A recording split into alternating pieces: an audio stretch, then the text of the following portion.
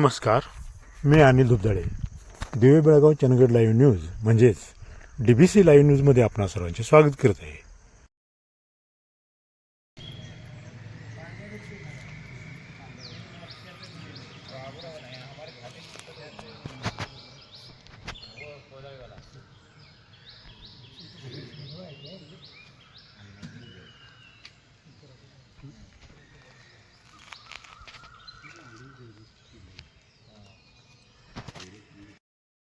Statement दिलाय पगारासंदर्भात ते संपूर्ण चुकीचं आहे आणि त्यातला काहीही अभ्यास नाही. त्रिपक्षीय करार कशाला म्हणतात हेच त्याला माहिती नाही की आम्ही करार नवीन करून द्यायची काय गरज नाही. शासनाचा जो करार लागू करायचा असतो तोच करार असतोय.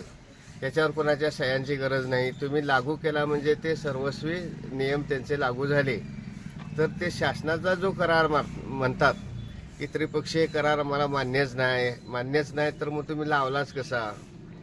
की प्रत्येक वेळी आम्ही आंदोलनच करून जर आम्हाला जर पगार वाढ किंवा पगारासाठी जर आंदोलन करायचं जर असेल तर हे संपूर्ण चुकीचं आहे. याच्यामध्ये कामगार आयुक्त, साखर आयुक्त यांच्याकडे मेन भूमिका राहते तर त्यांचं इकडे दुर्लक्ष आहे कामगारांच्यावरती. कामगार आयुक्तांच्या मार्फत त्यांनी यांच्या म्हणजे शासनाचा GR निघाल्यानंतर प्रत्येक खाजगी कारखाना किंवा सहकारातला कारखाना यांना सगळ्यांना तो करार बंधनकारक आहे. तर काही जण काय करतात, मोठ्या नेत्यांच्या किंवा यांच्या मंत्र्या-संत्र्यांच्या आशीर्वादानं मला तो लागूच नाही, मला ते मी खाजगी आहे, हे आहे. हा आपला कारखाना हा खोराटे साहेबांना चालवायला दिलेला आहे. हा काय विक्री केलेला कारखाना नाही, हा सहकारातला कारखाना आहे. त्याच्यामुळे सहकारात जे नियम असतील त्या नियमानुसार त्याने आम्हाला जे सेवा शर्ती असतील त्या लागू कराव्यात एवढीच आमची इच्छा आहे. तर सांगायचं म्हणजे विद्यमान आमदारांनी ज्यावेळेस आमदार नव्हते त्यावेळेस 2 वेळा तोडगा काढलेला होता. तोडगा काढून आमच्या हाताला धरून आम्हाला कारखान्यात घातले. त्यानंतर कारखाना व्यवस्थित चालला आणि आमदार झाल्यांच्यावर बी 2 वेळा बैठक झाली आणि परवाची बैठक सीझनच्या अगोदर जी झाली त्याच्यात त्यांच्या इथं तोडगा निघाला तर त्या तोडग्याची अंमलबजावणी अद्याप ही अथर्व व्यवस्थापनाने केलेली नाही. हे फक्त आपल्या फायद्यासाठी कामगारांच्या देण्याचे 4 टप्पे केले आणि त्याच्यानंतर जो हंगामी कामगारांचा विषय होता की फेब्रुवारीमध्ये हंगामी कामगारांचा मी निर्णय लावतो, तुम्ही बिनधास्त जावा असं म्हणून आम्हाला सांगितले. त्या निर्णयाचा अद्याप कोणत्याही प्रकारचा विचार झालेला नाही आणि त्या विषयावर आम्ही ज्यावेळेस आमदार साहेबांच्याकडे गेलो तर त्यांनी सांगितलं की खोराटे साहेब आता माझा ऐकायला तयार नाहीत आणि तुमचा जो पगारचा जेवढा हे आहे तेवढ्या 4 मुद्द्याच्या ह्याच्यावरती करार करा, पगाराच्या 4 टप्प्यावरती. आणि ते त्यांच्या फायद्याचं असल्यामुळे प्रत्येकजण तोच विषय घेऊन बोलतोय की करार झाला, करारावर सह्या करत नाहीत कामगार संघटना चुकीच्या करारावर सह्या करीलच कशी?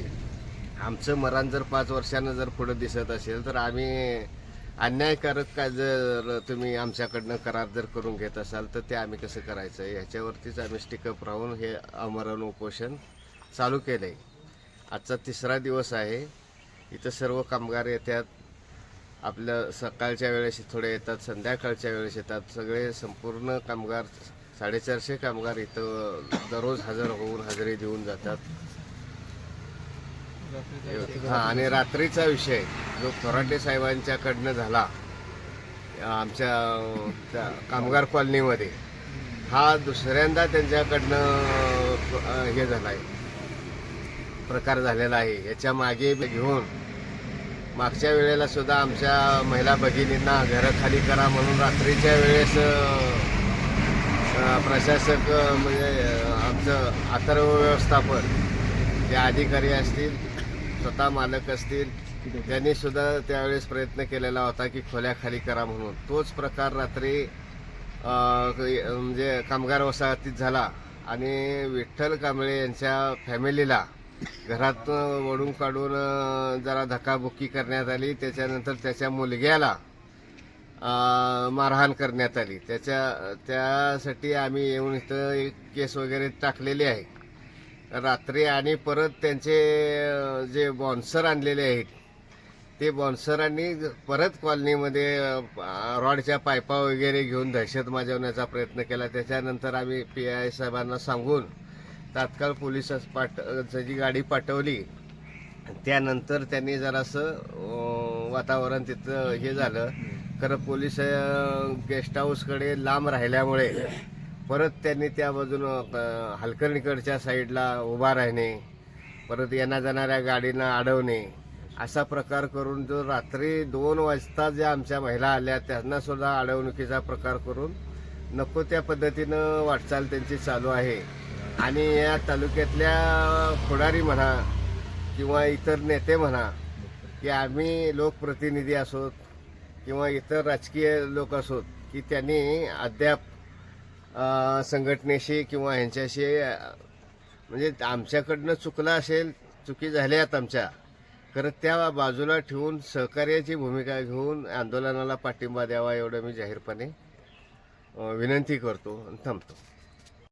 पासूनचा पगार आमचा ह्यांनी जाणूनबुजून थांबवला आहे की अन्यायकारक जो त्यांचा करार जो होता त्याच्यावरती सह्या करा पगार देतो, सह्या करा पगार देतो. आता त्याच्यात सांगायचं म्हणजे आमचं जर मरण पुढच्या 5 वर्षावर जर आम्हाला दिसत असेल तर आम्ही सह्या कसं करणार? तुम्ही कायदेशीर जे काय असेल ते आम्हाला द्या. तुमचा जादाचा 1 रुपया आम्ही मागत नाही, एवढंच सांगतो.